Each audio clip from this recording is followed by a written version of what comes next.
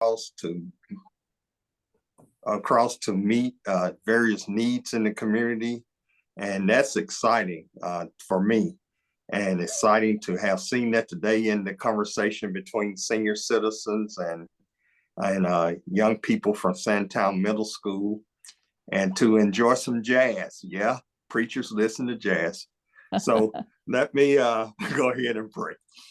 Father, we thank you for today. I thank you, Father, for this season, the spirit of the season. I thank you for the hope and the peace and the joy, the love that people bring to various situations. We just pray for this evening's gathering. I pray and thank you for the officers. Thank you for those that are a part of the membership of this body. And thank you for those who are serving in public capacities, that you will empower them to carry out their assignments. We just thank you in Jesus' name. Amen. Amen. We are going to start off with fire and police. I don't know who's on the call. So is someone from the fire department on the call? Yes, ma'am. My name's Tim Roner. I'm the Assistant Chief of Fire and EMS Operations. I'm the shift commander for the A shift. Good evening. Good evening. Welcome. So I'd like to discuss, since we're getting into cold weather, just wanted to remind everybody to stay warm. And if you're using space heaters, don't keep them too close to any combustible materials like bedding, etc. Also, too, if you have gas appliances or you're using natural gas as your heating supply, consider having a carbon monoxide alarm. Also, too, want to check and make sure that your filters are clean. That way you get that good airflow. And we have a lot of common fires during the wintertime due to those type of things. Also, too, if you use a fireplace, you burn natural wood, you should have that inspected regularly because it builds up creosote. Also, it can be a fire danger. That's all I have. Does anybody have any questions? Does anybody have any questions? Well, thank you so much. Appreciate the information. Is there anyone from the police department?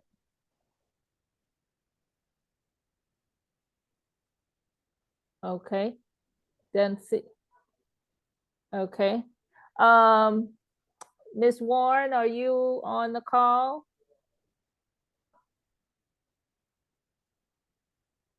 All right, we will move on.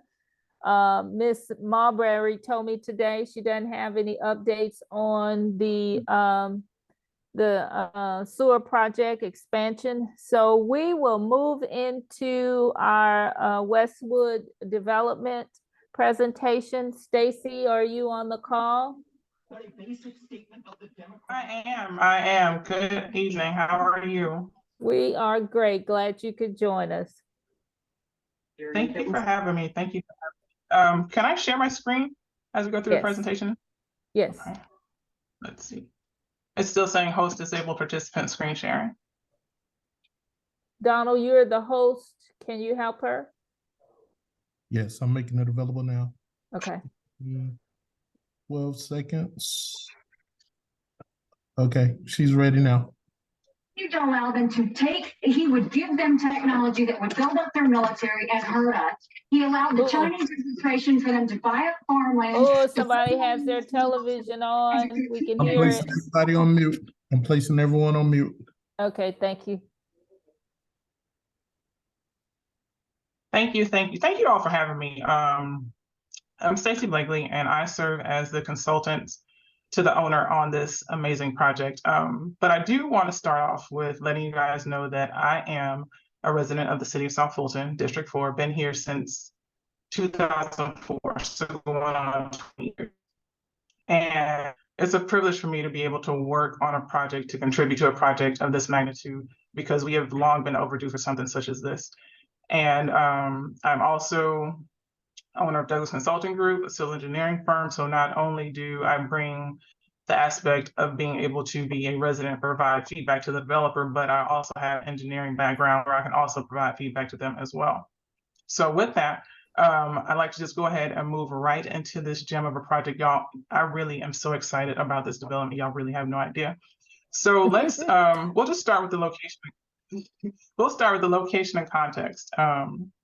And if you guys will, any questions that you have, please hold and I'll address them. And we've done this presentation a lot. So if there is anything that you feel like I'm glossing over, or if you have additional questions, please don't hesitate to ask.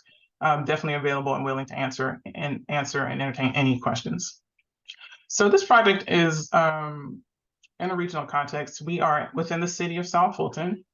A little bit of the demographics. Total population is over 100,000. We had a huge increase in population from 2018 to 2021, as you can see, and we are the second largest city in Fulton County. But I do want you guys to really take note of the statistics down in the lower left corner. You know, a lot of the narrative that's currently out there, and again, I'm a resident, so I know these things for sure. This is what I experienced. There's a narrative out there that we are not affluent and that we are not prosperous, and that, you know, we have to meet all these certain criteria, when if you look at the statistics and you look at the numbers, we absolutely do meet that criteria. So I just want you guys to take a look at the median household income, South Fulton compared to Metro Atlanta. Look at the education levels, the graduates, the bachelor degrees.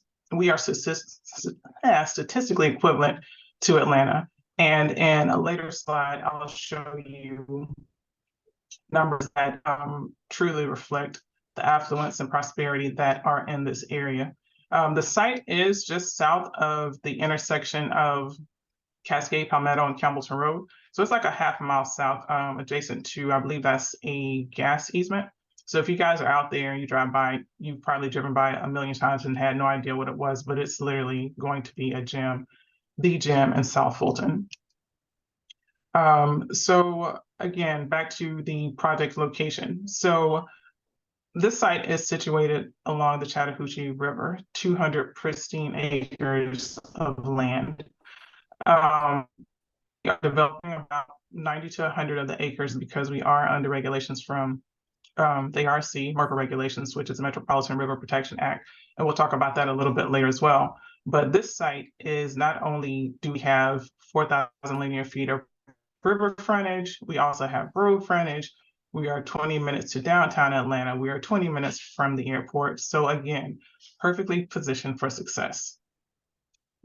And this is a slide that I just mentioned a few seconds ago about the affluence of the area. So if you look at this slide, it shows you how within a 5-minute drive from this site, we are over $100,000 in median income. And that's, again, median income. And as you get a little bit further out from the project, that number does, you know, go down. However, what this project is aiming to do is to plug into the energy and the growth and positioning that's happening in South Fulton right now. And so again, just be mindful of these things, especially as we are talking, and look, point of personal privilege as a resident, as we are talking and we're putting the narrative out there, we have to be intentional on letting people know what the facts are and the things that we want and that we deserve. The next slide goes into the city of South Fulton's vision. So this is literally taken from the city's comp plan. And the site is actually already as community work, and which they would like mixed use development. The photograph down in the lower left corner is taken from the comp plan. You see that it's a walkable, integrated type of living concept. And that is what this project will absolutely accomplish as it comes to fruition. And another unique feature about this project is its relationship with the Chattahoochee Riverlands project and the Chattahoochee Greenway plan.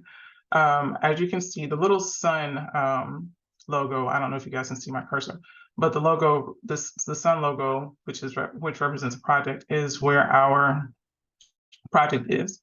And you can see in yellow, this yellowish color is the proposed Chattahoochee Riverlands project, which spans from the Beaufort Dam all the way down to Coweta County. And our project will actually be a key project, key point along that trail. So when you look at things like the Chattahoochee Riverlands project, which 100 miles of planned growth and development. You look at the Greenway project, and the opportunity we have to dedicate 4,000 linear feet of frontage to those projects. That gives us a direct connection from the trails up to the mixed use development, which is, again, integrating nature and people and just being able to appreciate all the valuable assets that we have out here in South Fulton. Also, I want to point out to you, to the north would be the proposed South Fulton Trailhead, and then to the southwest, we have over in Douglas County, we have the Boundary Waters Park, and just along the trailway, there are different parks that are also planned along this huge project. And here is a little bit more about the Chattahoochee Riverlands project. Again, it's 100 miles of trails from Lake Lanier down to Chattahoochee Bend State Park. And just so that you guys kind of understand the relationship that we have with this project, I'm actually on the steering committee for this project, and we had our first in-person meeting, first one in 3 years, the other day, and they were doing like a slideshow of just the accomplishments and things that have happened. And lo and behold, in the slideshow was the Chattahoochee Riverlands. And I was so, internally excited because this is something that I have not just a professional investment in, but a personal investment, again, being a resident of this area. So again, just another transformative project that will be an asset to what we're doing here in South Fulton County. Community vision. So the owner of this development is UCM, and it's actually in the owner of UCM is actually Reza Bree. He owns United Consulting, which is a geotechnical firm that's located in Norcross, Georgia. So they are nationally known. And so, a lot of developers come in from the outside and they don't understand the needs and the wants of the people here. However, this is a different type of situation. Reza is local. And so he's been speaking with the residents, including myself. And excuse me for 1 second, my battery is running low on my laptop. I don't know what is happening. Please excuse me for 1 second. Let me check my connections.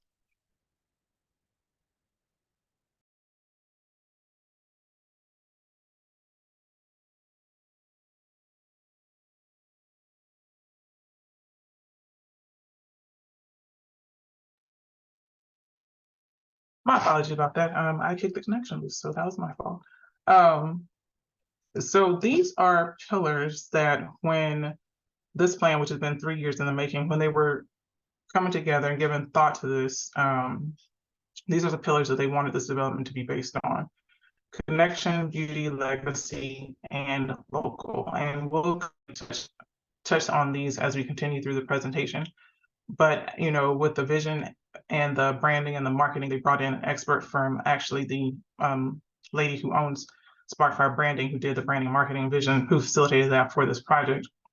She, early in her career, was a part of the tributary development, which, if you guys have been here for a while, you kind of know what happened with that. It didn't quite pan out as they originally planned, partly due to the recession. And, they built a lot of the residential, the commercial didn't quite come as they had planned. And so they had to pivot, and it didn't quite work out as they had planned. However, with this particular project, we're going to work in a phased approach so that while we're building residential, we're also building commercial, and we aren't, potentially left with a void of having this huge swath of residential, and we're forever waiting for the commercial. And building on those pillars are these values that are listed to the right. And this came from the visioning, the branding, and the marketing sessions that were held when envisioning this particular community. And we'll go through these quickly. So when speaking to authenticity, the whole purpose of the mixed development is to bring people together, to create a sense of family, a sense of community. And moving into the spirited concept, when you have people who are out, who are embracing the environment, who are walking, you tend to have this live, energetic, spirited community, and that's what we're aiming for with this project. Distinctive and cultural. So there is no other development on the Chattahoochee in South Fulton. That will be what this project will bring to this area. This will be the it place for South Fulton, just due to its, number one, the location on the Chattahoochee. I mean, you can't get any better than that. And this is within District 2. This is our river frontage, and we are absolutely going to take advantage of that. Cultural, just being able to embrace who we are as a people, and having businesses within the development that reflect who we are, who are entrepreneurial, who are small local businesses. And yes, there'll be some national chains in there, but really the intention is for it to be more of us. Destination and inclusive. So again, with destination, we are 20 minutes from downtown Atlanta. We are 20 minutes from the airport. And this will be a destination place like no other. There will be, of course, retail on the bottom, residential on top. But again, the access that we have to the Chattahoochee, the trails, the open space, the potential for this development is mind-boggling. Inclusive. So whether you are visiting, whether you are a renter, whether you are a homeowner, the goal of this project is to make sure that everyone feels invited, that everyone feels a part of this community. Development concepts. So these are things that were taken into consideration as we move further into, from planning more into development. And so this particular slide speaks to low impact development. And what that means is that you are working with nature in your development. I know you guys, we are extremely familiar with developments here that pretty much, bulldoze all of the trees and is replaced with a concrete jungle. However, with this particular development, we are embracing the environment. We are using nature to our advantage, whether it's stormwater with infiltration or green infrastructure, having the trails to naturally align and follow the path of the streams, maintaining the beauty of the tree canopy. These are all integral pieces of this development and the low impact goals we have for this development. Focusing on mixed use and what the look and feel should be like. Some of these are local, some of these are national, like the one in the lower left corner, that's Alpharetta. On the weekends, they close down the street and convert it into a market. On the lower right, that is Woodstock, Georgia. The upper left, that is in Glendale, Illinois. This is a redevelopment that was on a decommissioned Air Force base. And you can see what they were able to do with that area. And then on the upper right, that is a mixed use development in Maryland. As we continue to move through, we'll talk about the different types of housing, multifamily, single family. And in this case, when we talk about multifamily, typically people traditionally think about apartments and they're huge standalone buildings with no real sense of community. However, with this development, we are aiming to be different. We will be different. Multifamily will actually be incorporated into the development with open courtyards, walkability, and all the desirable elements that, what I consider increase our quality of life. Missing middle housing is one of those keywords in development that speaks to those type of housing like duplexes, sixplexes, single flats and things like that were hugely popular 50, 100 years ago, but we've kind of moved away from that. And with that move away, you kind of lose that sense of community. So if you think about like buildings in like Virginia Highlands, there's some in the West End as well, but they are these type of buildings. And the goal again is to make them integrate into the community, to make them walkable and to foster that sense of community. Another housing type in the development will be the small lot single families that are that resemble those of like the Charleston style. That's what I consider. That's what it makes me think of, the Charleston style type of houses where the lots and the homes are narrow, the front yards are really close to the street, and like the cottage style type developments that are shown here on the upper right picture. Another type, of course, would be the towns. There are different types here.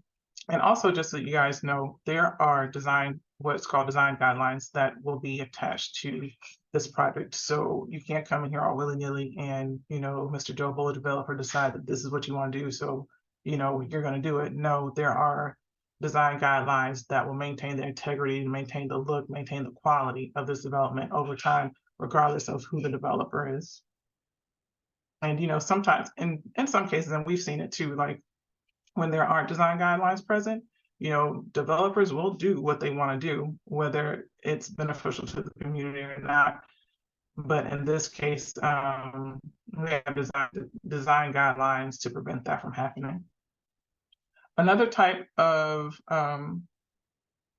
housing concepts is the larger lots, single family, and these will be about 50 to 60 feet wide. And if you'll notice, none of the driveways or the garages are in the front, and that's intentional to make it more of a pedestrian friendly, a more walkable type community.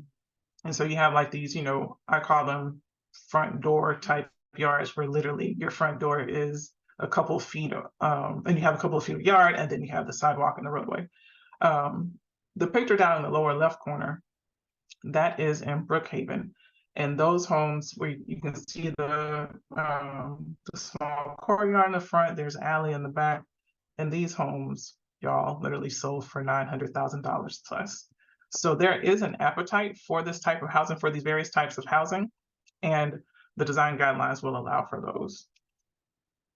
So let's talk a little bit about design details. So I'm going to jump right to the upper right, because this is one of my favorites. The golf carts. A lot of us would love to have a golf cart community. And this is one of those things where the trails and the sidewalks, and even, there'll be parking specifically for golf carts. So, you may not have to get in your car. You can just get in your golf cart. Or if you want to walk, you have that option too. And also, again, just integrating nature into all the developments, whether it's in the residential portion, whether it's in the commercial portion, and again, green spaces to foster a sense of community. So we've talked a lot about concepts and what we are aiming to do. And so now let's talk about the actual master plan. So these are the existing conditions of the site right now. We are this large rectangular piece with this little, this is actually a Fulton County easement here, so that we can't touch. But if you'll notice, there is a swath of lighter colored kind of white land, and that's because this area was mined previously, prior to the owner buying this. And so this area where it's a lighter in color, it's flatter. And then as you move away from that, you can see the gray lines represent contours, which basically tell you how steep the land is. And so the closer the lines are, the steeper it is, the further away, the flatter it is. And so just to give you a sense of context, as you're along Cascade Palmetto, it's a little steep in the area where we will have a lot of our density, but then it flattens out, and then it goes back to steep slopes and again flattens out as you get closer to the Chattahoochee. And this is the master plan. And I'm sure that when you look at this, you may wonder, okay, so why is there so much, undeveloped natural green space? The reason for that is that this project, being along the Chattahoochee River, falls within the MERPA guidelines. And MERPA stands for Metropolitan River Protection Act. And the ARC, Atlanta Regional Commission, oversees that. And so this particular property falls within a threshold where within 200 feet of the river, you can only have so much development. And they consider development, like for instance, if you clear a path and you put gravel on it, that's considered disturbance. If you move a blade of grass, that's considered disturbance. And so what you'll see here is most of our density is located towards Cascade Palmetto. And maybe, I don't know if you guys can kind of envision, but like there's an imaginary 2,000-foot line back here by this man-made pond just to the right of it, and just kind of diagonally goes to the southwest. So again, you'll see a lot of the density is towards Palmetto, Cascade Palmetto. And just starting from the upper northwest corner, this area, can you guys see my cursor? Anyone? Yes, no? Yes, we see it. Yeah. Okay, thank you. So as I mentioned before, this project will be constructed in phases. And these are just high level thoughts as we move into engineering next year. The initial phase will be here with residential, commercial, and these two parcels they have the ability to be recreational or medical facilities. Phase 2 will be this more residential portion back here with retail that will have the ability to overlook this man-made pond. And I believe the phase 2 also incorporates what we call the civic center area. So if you'll notice, coming off of Cascade Palmetto, you have this amazing entrance and view into what will be the civic area of this project. And so I'm sure it's really hard to see, but those little black words say Festival Plaza. And what that is that it's an area during the week. It can be used for parking. However, on the weekends, it can be closed down for festivals and markets and things like that, which is extremely exciting. The main street here is about 4 blocks long, so about 1,000 feet. It's a little bit shorter than Avalon's main thoroughfare, but it has the same type of concept with the, where's my cursor? There it is, with the jewel box restaurants and retail in the middle, and then the adjacent residential retail on the bottom, residential on top. So I love that concept. I think it's really exciting. And then here, as you move further back into the Festival Plaza area, these are buildings that are allocated for civic use. We've actually given the city, first priority over those buildings. So that will be up to our council and up to our council and mayor to what actually ends up happening there. But we did want to give them first opportunity on these buildings. As you come into the development, these are the first things that you see. And so these other buildings, again, will be residential and retail mixes. This building here has been situated and flagged and designed as being a retail grocer. And so just given the dimensions of the site, it will be more of a smaller scale, something about the size of like a Sprouts, or one of like the smaller footprint. I think it's like about 40,000 square feet, smaller footprint grocers. And then over here on the corner at Cochrane and Cascade Palmetto, these would be more of the out parcels for like fast food restaurants and things like that. And then as you move away from the dense commercial residential portions, you'll move further back into the larger lot residentials, some of the smaller residential pieces as well. But I do also want to point this area back out here to you guys. This is going to be luxury condominiums overlooking the Chattahoochee. There's nothing else like it out here, and this will be the only one. So when I say that I'm excited about this project and the potential and the gem that it's going to be, I truly am, because we have the true mixed use. We have the residential and the commercials, up front towards Cascade Palmetto. But as you drive back further into it, you have these I don't want to call them nooks and crannies, but you have these special areas where you're able to take advantage of nature, literally in your backyard, out your back door. You can walk on your balcony, and just being able to embrace nature and being one with nature and the community. So just there's a little bit more information up in the upper right corner. Approximately 1,500 residential units, 235 single family, 226 townhome, 992 multifamily, 50 Riverview condominium. And one thing I just want to let you guys know, in terms of the multifamily, that number may seem a little large, but actually it's not. Doing the calculations, that number actually was well over 1,000. But as we talked through what we wanted this to be and what we wanted the vision and how to carry it forth, the decision was made to not have as many multifamily units. Hold on. My apologies. Okay. And so just a little bit more about the town center detail plan. again, when you come in off of Cascade Palmetto, you enter into the Festival Plaza area. You have the jewel box retail and restaurants along the main thoroughfare. You have civic center uses. This is the principal structure, this is a secondary structure, and this gray box here will represent a parking structure to facilitate all the activity in the buildings that are surrounding. You could have like a library there. However, Wolf Creek is within proximity. And, as far as the school, Fulton County Schools hasn't expressed a need to us for a school in this area. So again, we are allowing the city to have first opportunity at, deciding what these buildings would be. And I think I've already kind of touched on, these again will be residential and commercial mixed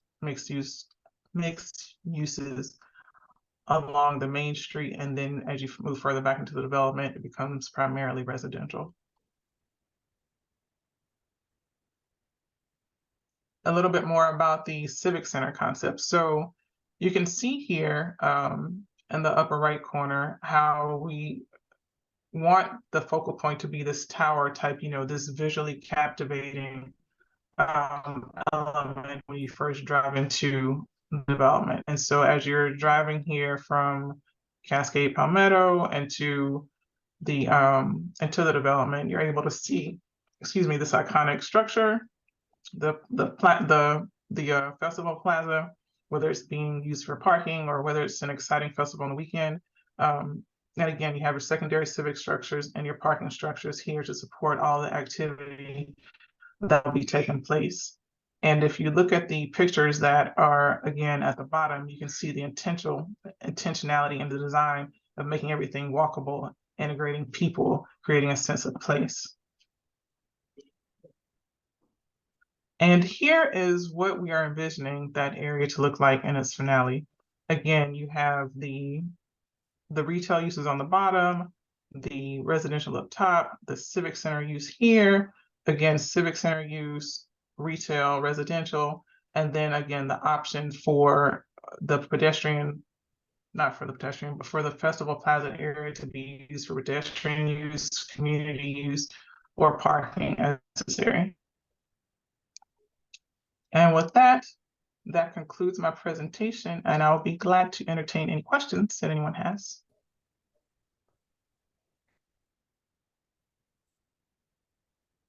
I don't have a question, but this reminds me, I had an opportunity this year to go to Serenbe Farms and in Chattahoochee Hills, and I stayed there for a couple of days.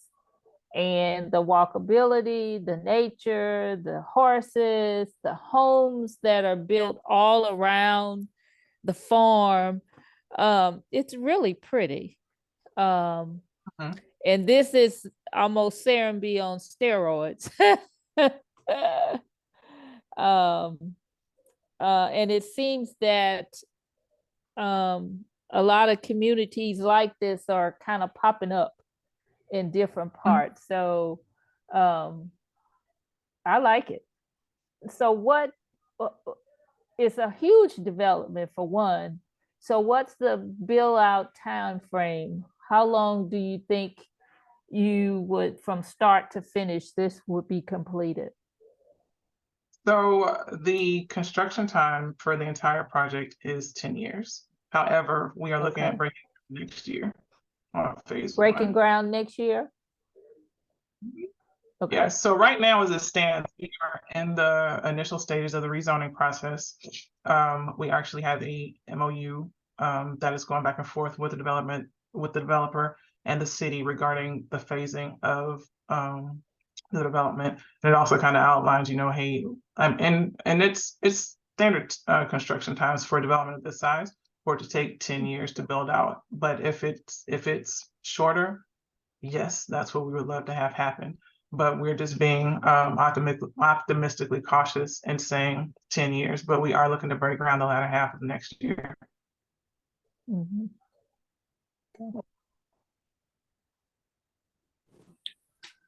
Does anybody else have any questions? Yes, I have a question. Sure. In looking at the overall development footprint. The closer you got to the Chattahoochee River, that appeared to have been more green space. Are there any plans to do high-end residential, single family on the Hooch? Yes. So if we go back to the actual plan, overall plan. So this area here, these will be luxury condominiums. This area back here will be high-end residential. So there's definitely, I don't like to say gradations, but there's different types of housing to fit different budgets. I think that's a nice way to say it.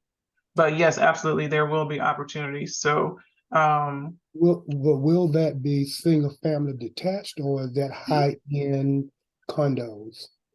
both. So this this octagon shape here, this will be the luxury condos.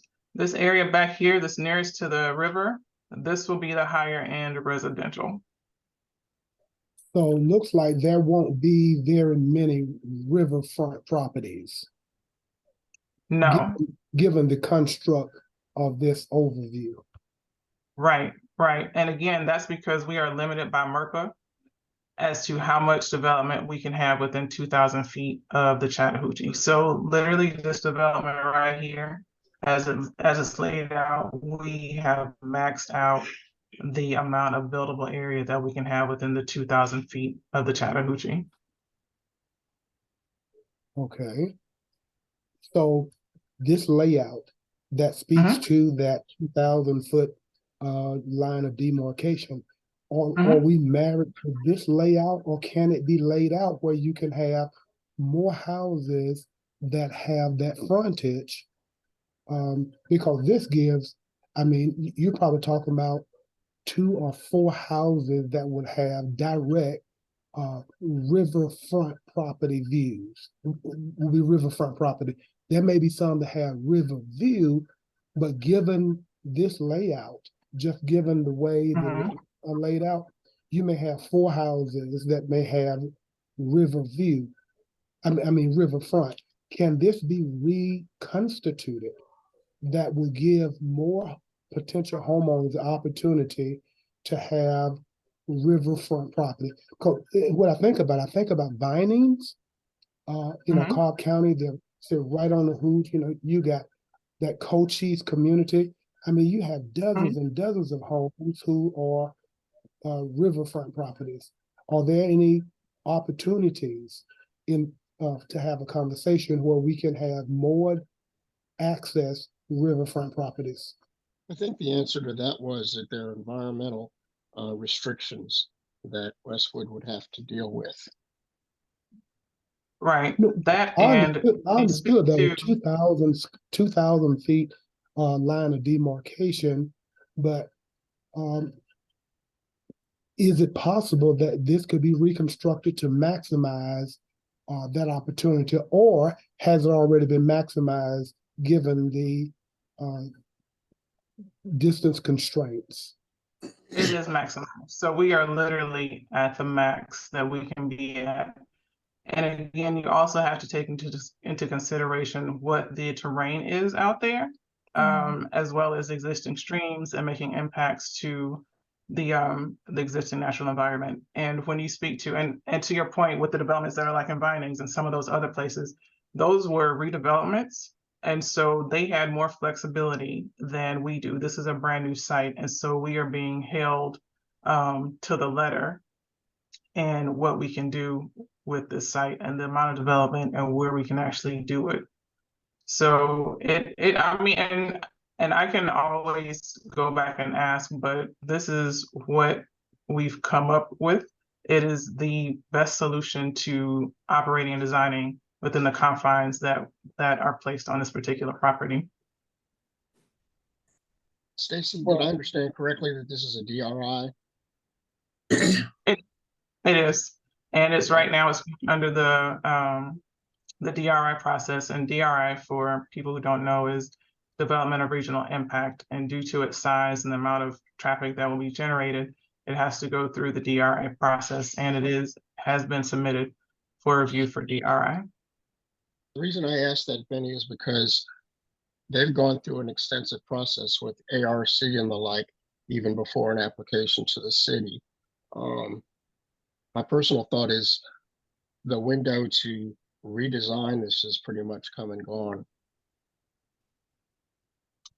Okay. Um, Thank you for that, Ms. Davis. we can, minor revisions could be possible due to, engineering, but I really at this appreciate that. point, oh, no problem. But at this point in the process, we have submitted to ARC. It is undergoing, DRI. We submitted to the city. We are in rezoning, we are in the rezoning process as well. So, it's pretty much set, to be honest. And again, it's not without a lot of thoughtful input and insight. Well, certainly, thank you to the entire team who has put in obviously a massive amount of work, to get us to where we are. Well, the reason I raised the concern about being close to, having that river view, because we don't have a Lake Oconee here. We don't have a Lake Lanier. We don't have a Lake St. Clair. All we have is a few thousand feet fronted of the Chattahoochee River. So people in South Fulton have never had an opportunity to have a real waterfront property. Now, this for those high net earning families who would love to be able to stay at home and have these opportunities. So I'm happy to hear that there are some modicums of opportunities that still may exist as we go through this process. I understand what you're saying. Topography matters. The terrain as you get, I saw those, how the topography spells out, what the slopes are going to be like. But if we can create more opportunities for keeping high net earners in our city, rather than having them go to Greene County, to Lake Oconee or Lake Lanier, let's keep our people at home. I agree. I hear you. Thank you for that. Councilman Rao, you have your hand up. Yes, just two quick questions. One is a kind of a follow on to what Mr. Crane said. Looking at coming down Cochran Road, it looks like that there's like another side road that shoots into the property. Do you see where I'm talking about? And I understand also what you were saying about the distance requirement. So above where those single family homes are proposed, is it possible, right above it, is it possible for, like you said, additional homes, and then you spread some of the diversity that's kind of uploaded in the front, so you still get your numbers from your performer? So the demarcation line is about here. So again, considering the terrain here is extremely steep, you could move this here, but you can't put any of this density back here. And so basically, like, it's literally, there are spreadsheets that tell you what you can and what you can't do. And so this is literally to the letter. We can't move another blade and add another lot, nothing on here. Like, I've seen the actual numbers in the spreadsheet and I'm just like, wow, like we literally are up to the absolute limit with what we have here. And then my follow-up questions, when you talk about the multifamily, have you gotten to the level, is that anticipated for sale, rental? What are we speaking about?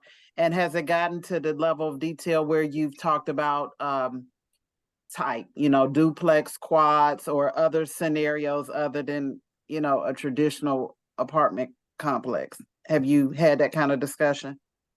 So it has been looked at, and again, it's in the design guidelines. So, what type of multifamily they can build and construct is actually in the design guidelines. It's all defined, it's all spelled out. And it will be rental. There will be townhome, like the apartments will be rentals, right? But you also have townhouses that are for ownership. You have the single family detached that are for ownership. So there's different types of, there's, again, from the, I won't say entry level, but entry-level homeowner to those of us who are looking to move, who would love to live out there on the Chattahoochee River on one of those high-end lots. Right. Does that answer your Yeah, question? not really, but I'm specific about Okay, your say it again, say it chart. again. I'm Okay, sorry, my specific question had to do with the 992 multifamily. okay. Say it Again, have they, there's multifamily just means more than one, so it could be quads, it Right. could be other scenarios. Have there been any discussions? Because I'm assuming, is this a CUP designation or mixed income has, I guess you're doing this mixed use development. Mhm. But I'm real curious about the 992. So that, I don't think that it's been defined. I think they just said in the Okay. design guidelines, like, these are the types that you can have in there. Okay. That was my question, if that had been determined. Okay, gotcha. Councilman Gums, you look like your hand is up. Oh, no, I actually wanted to ask Stacy. I know we have slated 235 single family homes, but just I can't remember exactly how many of those single family homes were actually riverfront. I see that the condos, the condominiums, I think we have about 50 or so. So that was the question. I know that we've been working on this for almost 3 years. It has gone through a lot of revisions. And when I tell you, we've actually had to bring in the really good people from all across to help us with this design, to come up with something for the residents here in South Fulton. Stacy, we've had some long nights, and of course, they definitely would say, well, Councilmember Guns, I'm like, that's not going to work for these South Fulton residents. So I am glad to see it almost moving forward, but I'm glad that we were able to actually have Sandtown, presented to the residents. So that's the main thing I wanted to find out about the single family river fronts, as Mr. Crane had mentioned. Do we have a number for that? I will ask. I'll make note of that to get a specific number and get that back to you. Okay. Any other questions from anyone else? Yes, I have a question. Go right ahead. My name's Theo Guidry and I live in District 2. And I just wanted to know, in terms of the overall development of the plan and also just going forward with it, will the project have an advisory board to sort of ensure that, the construction, there's going to be a certain amount of minority contractors. And then you also talked about the cultural aspect of keeping the cultural similar to what the residency is in the area. Will there be some targets for that? And then how's that going to be managed? Because a lot of times these kind of issues end up, getting the community up in arms if it's not done right. I hear you. And to be honest, to my knowledge, because this is a private development, they don't have requirements, but I'm going to take that back, and that will be a topic of discussion. And the good thing about the relationship that I have with the developer is that he actually listens. And I don't think that he'll take it lightly, that, this is something that, granted, this is, your development, but it's in our community and we want a stake in this community. So I will absolutely have that conversation with him. And one follow-up question is, Okay. do you know if it's being financed with some tax abatements or other types of things that are coming that allows them to basically put forward this project? So there has been initial discussion about tax abatements. We haven't moved forward with anything with the city. There has been a presentation to the Development Authority, but that's about as far as it's gotten. At this point, we are really just getting into the very initial stages of engineering, and we're primarily focused on rezoning and getting through the DRI process. But there has been some discussion, very light, nothing definite, no applications, nothing of that nature, not at this point.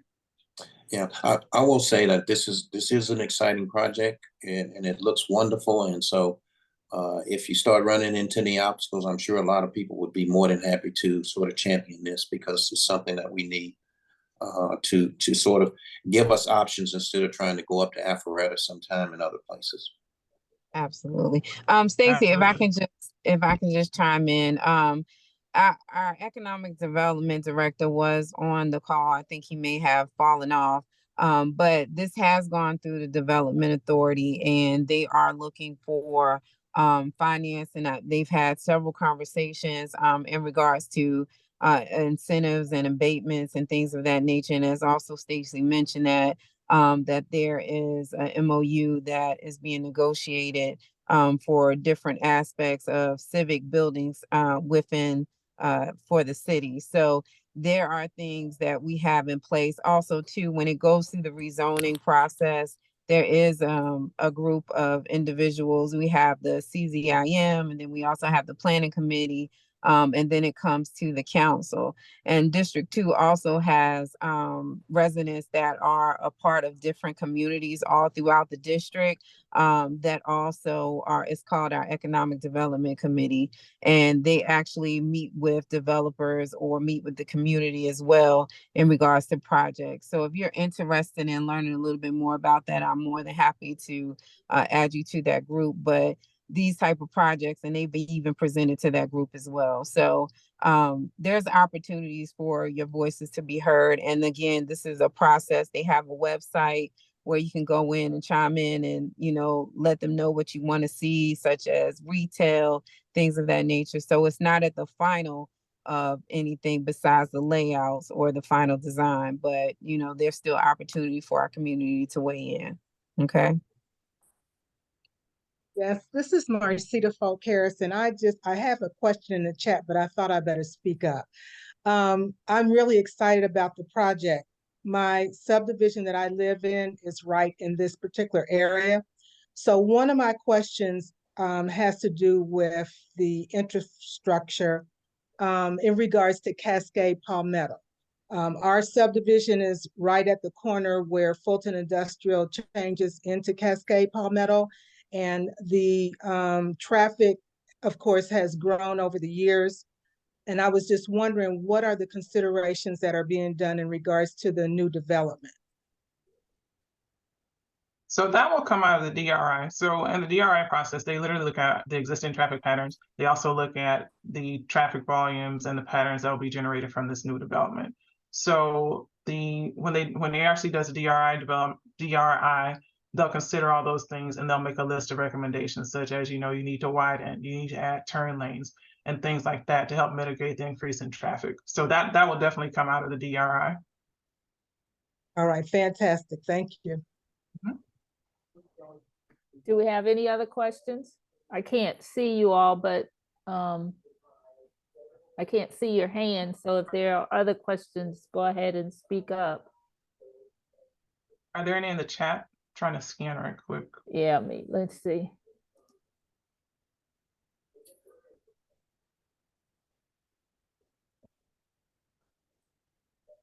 I don't see any. Harvey put the definition of an ARC development of regional impact in the chat. Mm-hmm. I think if you scroll up, you'll probably see some other questions that people put into the chat. Okay, it says, what about the intentional faith community presence in the development planning? Say that again. Great brick and mortar community development concept. What about intentional faith community presence in the development planning? Intentional faith community. I'm thinking this came from Pastor McNary. I'm thinking, is there potential church or any type of development like that can go in it? Absolutely. There are different types of uses. This is truly a mixed use development. So there are opportunities for different types of uses within this development. Okay. Another question, who is the developer? UCM, United Consolidated Masters.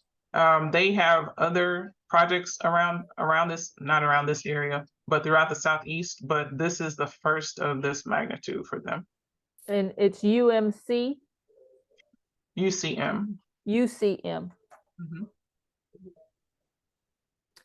Okay. Great presentation, reminds me of Trilith in Fayetteville. A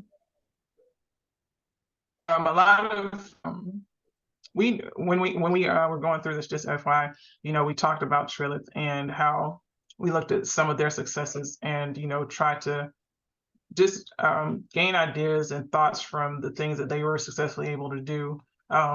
This won't be Trilith because we don't have Dan Cathy backing us or a movie studio backing us, but we definitely looked at their successes and tried to build on that here. Right. I think you addressed the issue about the road Cascade Palmetto. Somebody said, will Cascade Palmetto be widened? But I think you addressed that in your discussion about The the DRI. DRI. Mhm.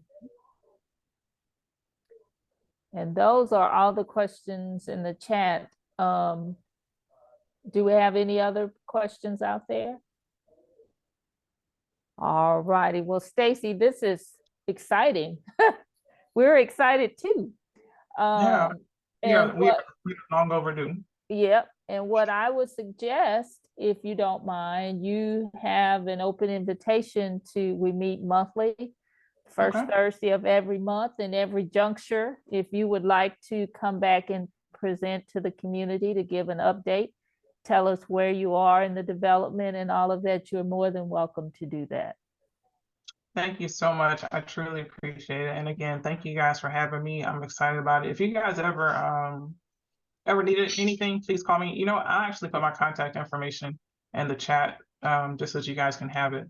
And I do have homework. Look, I have homework items. One, I have to follow up for Councilwoman Gumbs about the specific number of riverfront homes. And then two, I also have to talk to the owner about targets for construction in terms of DBE and integrating the culture into the development. Is there anything else that I have homework for?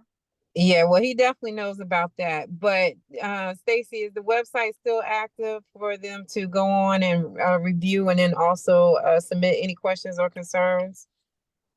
Yes, it is westwoodus.us. So if you guys have, and also the link is in Councilwoman's Gumbs newsletter as well. So and I don't personally monitor that, so I'm not sure who does on the team actually, to be honest. But if you don't get a response, just let me know and I'll follow up for you. There's one more question I missed. It says, Okay. are there plans to create a sidewalk to connect to public transportation further up FIB Fulton Industrial Boulevard? So at this time, there are no plans to extend sidewalk that far. I know just in general with design, you are typically the municipality will have you to extend sidewalks at least along your road frontage. But in terms of public transportation, we are in talks with MARTA. I'm actually on the MARTA board, so kind of helping facilitate that about getting a stop out here, because if there is, if the city decides to make this a true, civic center use, there will need to be access for everyone to get there. So those discussions are being had as well. My apologies for not mentioning that. Okay. And there is a comment, legally, the applicant would only be required to have sidewalks inside and along the frontage of their property. All righty. I think I have covered them all. Again, Stacy, thanks for joining us. And we look forward to getting any updates that you want to share with us. And just reach out to me and I'll put you on the agenda. Will do. Thank you guys so much for having me. Thank you. I think I saw Ms. Warren on the line. Ms. Warren, are you there? I am here. Thank Go you guys right for ahead. having me. Oh, wonderful. You're up. And Stacy didn't mention this, but most important, she's a South Fulton parent, so I appreciate her bringing this. This is right on time for some of the work that we've done. I know we've been meeting yearly for the last couple of years, but last year as we did rezoning, we did a lot of this because as a district, every permit that is pulled, we see. And so as we know development is coming, that's one of the reasons that we were so intentional about rezoning certain schools, because this development has been on our cheat sheet for a while. So happy to see that it's moving forward. Thank you guys for having me tonight. We have Fulton County Schools. We've been spending the last 2 weeks. Over here, honey. I think You're somebody. coming up on my desk. Yes, she's your Uh-oh. secretary. Donald, can you mute everybody? Okay. For the last 2 weeks, Fulton County Schools, we've spent the last 2 weeks doing two things. One thing, the first thing is that Georgia School Board Association, we spent a whole day with districts across Georgia talking about our literacy efforts. I've talked about this several times with you guys, but there was an influx of federal funds all across the nation due to COVID and to address learning loss. And we dedicated Every Child Reads, which was $90 million for helping our students. Currently, our K2 students, 3-5, 6-8, and 9-12 students become better readers. And so we spent a whole day with Marietta City School. They are kind of our sister district in that we started around the same time. And many of the things that they are doing is because we started them. And so we had a whole day of lessons learned from that work and talking with districts across the country about the state, about what we've learned, what's next steps. And just some of the things that we see that we need to improve on. One of the things that we specifically spoke about was this influx of cash, and this $90 million is a lot of money, but it does not do any good if parents cannot connect the resources to what they need. And so we had conversations about how we're changing some of our efforts to make sure that the kids who need the reading, the parents understand why they need them. Many times, I have 3 children currently in Fulton County Schools and a son who graduated. Many times at my daughter's elementary school, they get a paper that tells them what level they read on, what some areas of improvement, areas of strength. And so just trying to figure out as we go into the community, go into apartment complexes, go into communities, and really making sure parents understand that piece of information so that we can get the kids into tutoring, whether it's after school, during school, we have a minute, but also double dosing them. In addition to that, we also had staff at our Georgia Partners for Excellence of Education, where again, we were talking about our literacy efforts. This is important because the state has passed a state bill and a House bill around literacy.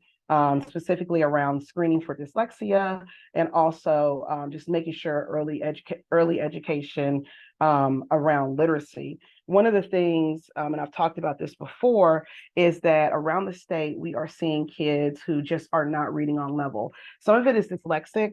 They have specific learning disorders, but also what is good for a dyslexic child, a child who struggles to read, is good for all children. Learning how to sound out words. When I was growing up, I was taught to read by my mom, the Dick and Jane books where you sounded out the words and you do that. And so one of the things that we've really been trying to work on is connecting the parents like with that old school teaching. And the state is doing that also. So it was a good day. We spent 8 hours, lots of conversations, lots of partnerships. And then also while we were at GSBA, we also won an award for Leading Edge Award around our balanced scorecard. That basically mirrors where we take a lot of our data, we make it accessible to parents about how kids are performing, next steps, operation, building, all of those things. And so we did a lot of work on that. So those are 2 really bright spots that we continue to do. Every month at the board, we get a report on not only how funds are being spent on this 90 million, but what we've learned and what next steps are. I'll give you an example. One of the things that we've really been focusing on is our ESOL students. And one of the things that we recognized is that if we have a lot of newcomers in our state and they're not fluent in English, and so our superintendent brought us some mid-year adjustments. And so a couple of things. Number one is really looking at how we service our ESOL kids and what is evidence tell us are the best things to do.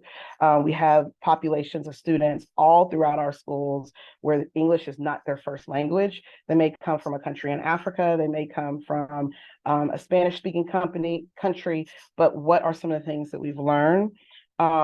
We've also decided, as we have this big grants don't last forever, and we have an end date on when the money has to be spent. And so a couple of things that we're doing to make sure that we are prepared when that cliff comes and there's no more $90 million or $45 million left of it, we are transitioning our K-2 literacy coaches back into our general funds so that we can be prepared for that. Right now, in every Fulton County Schools elementary, there is a K-2 literacy coach that literally works with teachers part of the day, and then they work with students the other part of the day, pulling small groups, helping kids be better readers. We also have 3-5 coaches in addition to that. We're also working with, as we saw this last year, specifically with Westlake and with Langston and with Creekside high schools, our high school registrars. These are the people who register our students. These are the people who verify if documentation is accurate. These are the people who do home visits, who facilitate them. So we are putting it in the budget so that now every school, regardless throughout the district, every high school will have a registrar. In addition, we have a new high school opening up in downtown College Park, the Promise Institute. It is a 4-year high school in the old McLaren building. It is a beautiful building. It's going to be a state-of-the-art high school. And this high school is going to focus on kids are going to go 2 years to get their regular high school credits. And then the last 2 years, they will get degrees in cybersecurity, manufacturing, all these hands-on careers. And so they will leave school with at least 2 certifications for jobs. In addition, we have safe centers in some of our high schools. These are centers where kids on the weekend, if they need food, just connecting them with community resources. And we also have in-school academies. Again, these are things that we paid for with our CARES money that we are bringing into general funds. And our in-school academies are for those students who may be undercredited and overaged. So instead of them becoming a dropout, they do not leave the school and go to a GED program. Instead, they stay in our schools in a smaller environment, and we work to get those babies out every semester and them earning credits. And so these are the things that, as we're going through and we're looking at the data and we're noticing that, hey, we have some spots here we think we could do a little bit better in, making those adjustments now. The big talk, and this is the lasting instruction that you've been hearing about, is our instructional calendars. As a district, we try to put 2 years of calendars out for parents as they are making plans and for teachers. We had one draft of the calendar and then it came back to us. Fulton County Schools, for the first time since I think 95, will have a fall break. So teachers will get one in September. It'll be a whole week out. And then we're also working on some additional things. That's for the 25-26 school year. For the 24-25 school year, we really had to do some work to make sure that the spring breaks align. And so we did a lot of that work. That's all I have for instruction. But I do want to talk about 2 things that I think are really important, especially for the Westlake cluster. We've had several students qualify for Governor's Honors, which is a prestigious award that students get that they go to a summer camp for a month on a state campus, college campus, and they really work in arts, humanities. And so we've had 3 students at Westlake High School, we've had 3 students at Langston Hughes High School, and we've had 2 students at Creekside High School and 3 students at Global Impact Academy. But these are great things. In addition, if you've been anywhere online, you know that students across South Fulton and across Fulton County are working on science fair projects. I happened to be at Sandtown yesterday, and I want to give you guys some of the names of the projects that middle schoolers and a high schooler was working on when I went to Westlake last night. There was one young lady who was researching trisodium phosphate in cereals. She did a study where she looked at the ingredients in cereal and how it is tied to all kinds of behavior, and just how the different ingredients that are fatal in some countries are in our food in this country. Another project they gave an honorable mention was the fastest way to cool a soda. Two young ladies did a great project about that, and their results kind of surprised me. And then the young lady who won in the chemistry division, there's several divisions. So you could do environmental, you could do chemistry. The young lady who won at Westlake last night for her research project, London Wesley, she is a former Sandtown student, analyzing the impact of aspartame and diet soda on salivary pH regulation and TPS dynamics. I say all this to say, as we end the semester throughout all of our schools, we have a lot of kids working really hard to get their projects in, lots of science fair going on, lots of just hunkering down to get our grades in before final projects. And I just wanted to let you guys know that because we have some rock star students. As I was walking through and reading the different projects yesterday, it just struck me on how smart our kids are and all of the great things that they're doing. Many of our students are going to the district fair, and I think many of them will go on to the state fair. We had students at Sandtown Middle School today at Decision Point Ministries. Our band was performing. Thank you, Pastor McNary. It was really good. They sounded great. But these are just some of the things that are happening in Fulton County schools. That's a lot. So I'm going to pause because I'm sure there are some questions. So go ahead.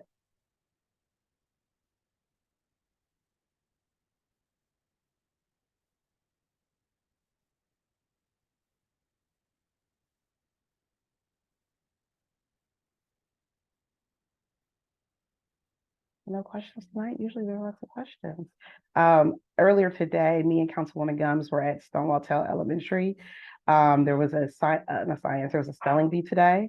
And the student who the winner was a fourth grader. Those kids were spelling those words. And the runner-up was a third grader. They beat out all the kids. It was two young men actually who are first and second place. So in addition to the science fair, we also have spelling bees going on. There's a lot of good stuff.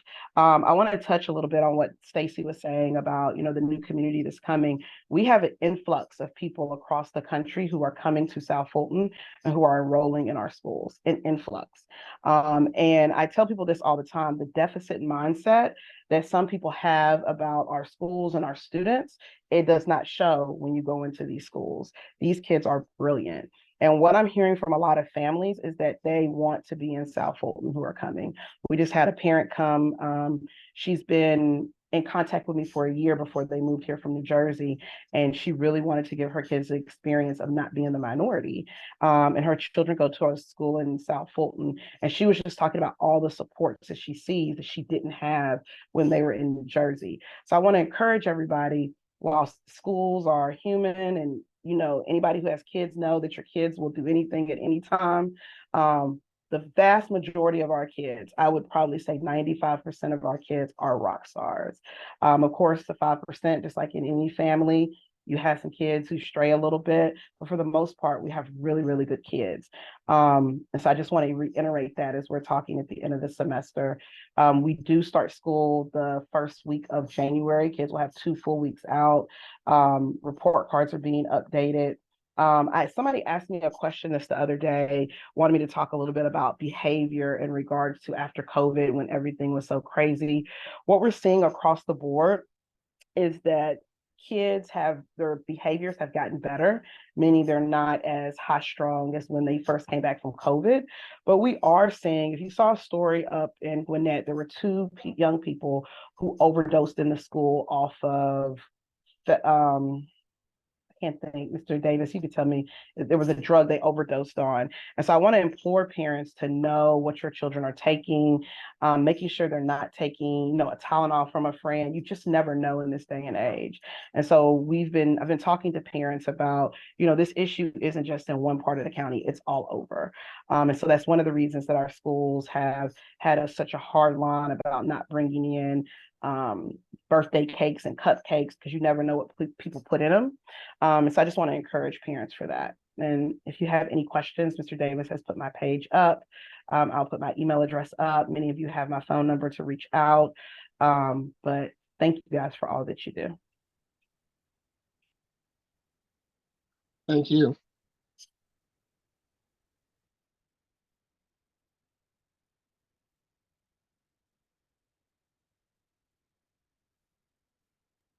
Hey, Harvey.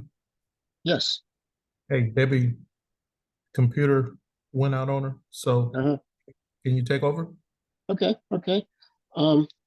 I'd reach out to the police department to see if we have anybody on the call tonight.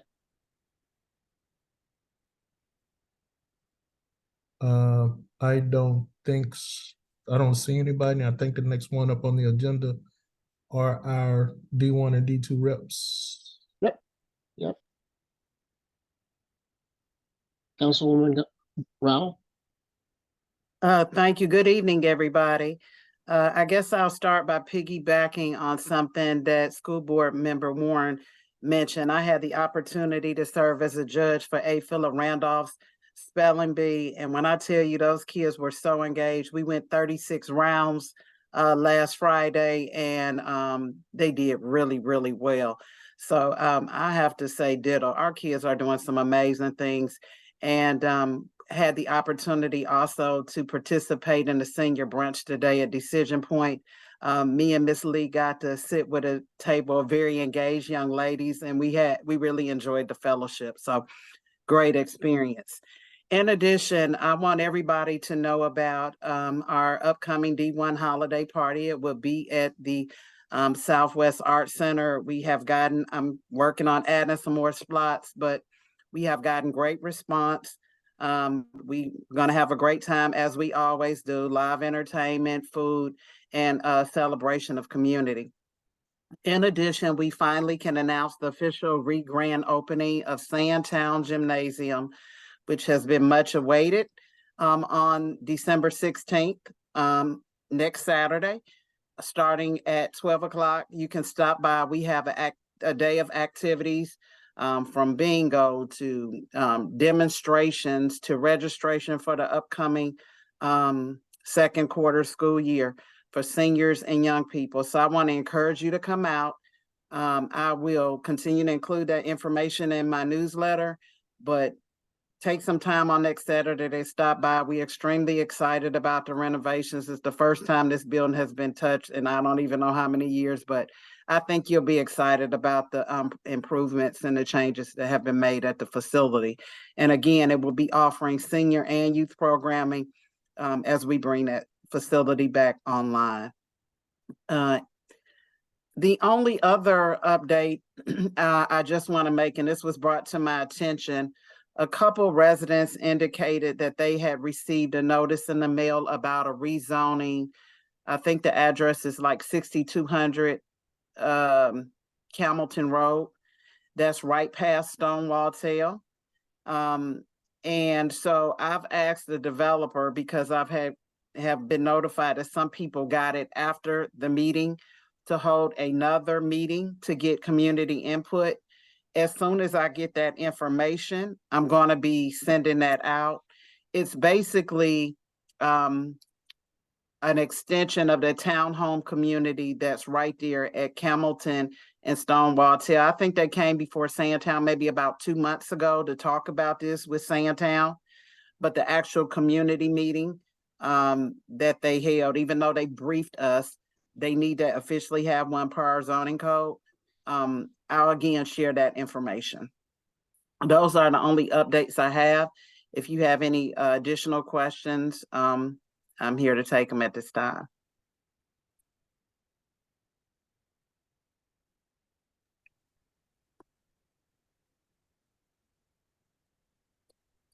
If there are any questions, I'm going to add a number of flyers in the chat. We have a lot of great programming going on this month at the Southwest Art Center. If you're still looking for things to do this holiday season, there's no shortage of plays and performance, Kwanzaa celebration. So I'm going to add those again in the chat as we speak. If you're not getting my newsletter, please send me an email and we'll be happy to add you to the list. Thank you. And just as a point of personal privilege, I just wanted to congratulate our councilwoman for her reelection, so she will be able to serve our community in the stellar way she has in the past 6+ years. Thank you.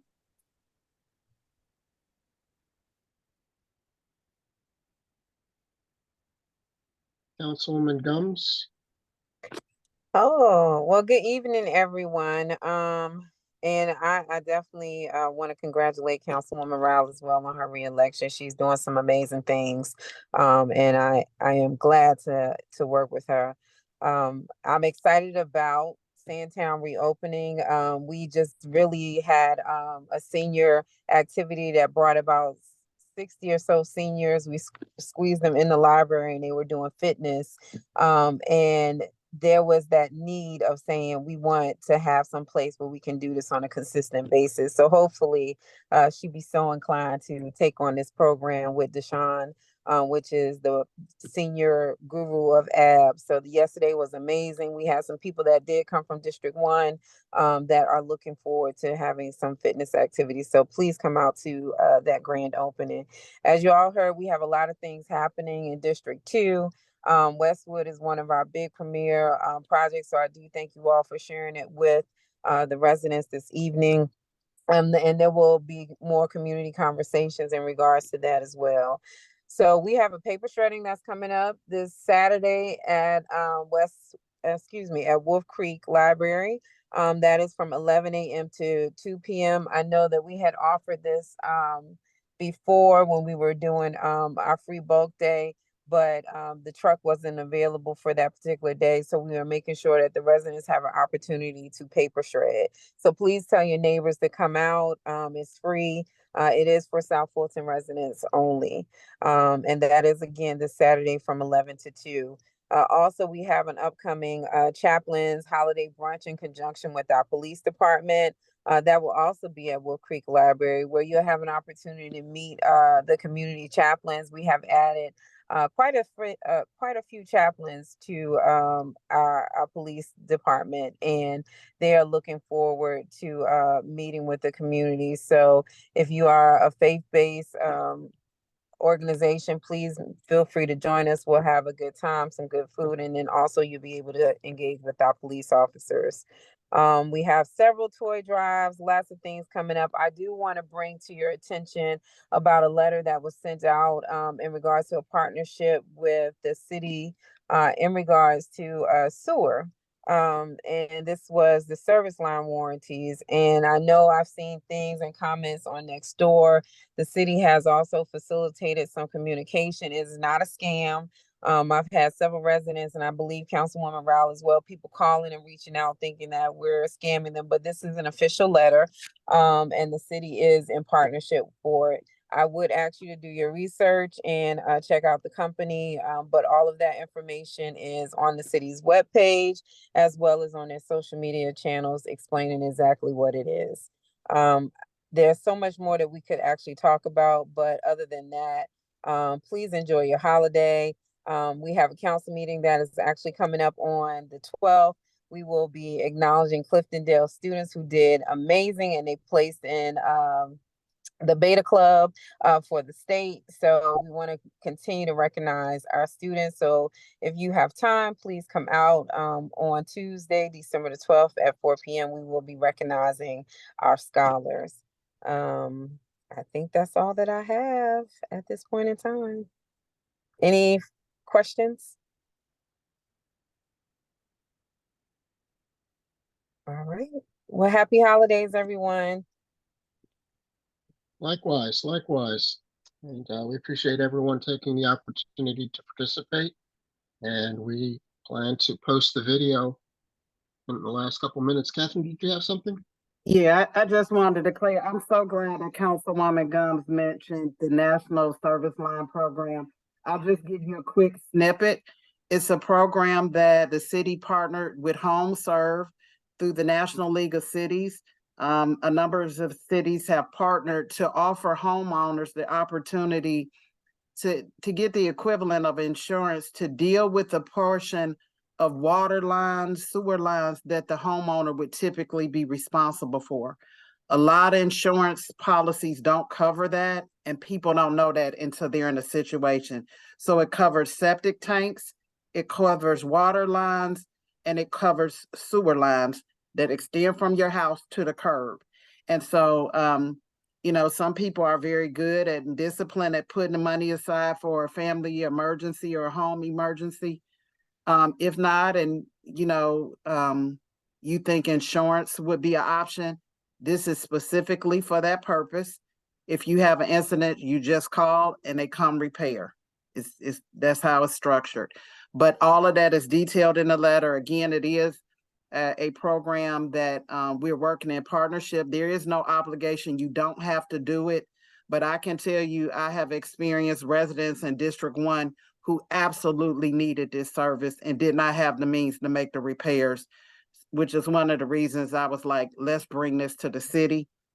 So again, if that's something you're interested, you fill out the information, but we do have some information on the city's website. All right. We are 4 minutes early tonight.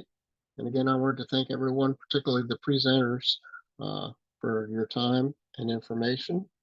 And I ask that everyone have a blessed and safe holiday as we wrap up the end of the year. Good night, all. Thank you. Have a good evening. Happy holiday. Debbie, did you have something? Okay. Good night, everybody.